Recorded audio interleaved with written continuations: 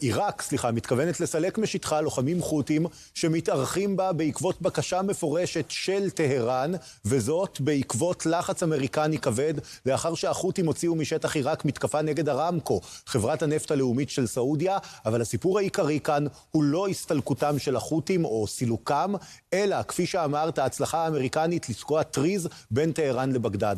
היחסים בין איראן לעיראק הדוקים מאוד, גם בפן הכלכלי וגם בפן הביטחוני. מבחינה כלכלית, עיראק היא יעד הייצוא העיקרי של איראן לסחורות שאינן נפט. עד פרוץ המלחמה היה מדובר ביותר מ10 מיליארד דולרים מדי שנה. בנוסף לזה, משק החשמל העיראקי נשען בקרוב ל40% על גז שמיובא מאיראן, והיחסים הביטחוניים הדוקים אפילו יותר. חלק גדול ממערכת הביטחון העיראקית חוסה תחת ארגון שנקרא חשד אל-שייבי.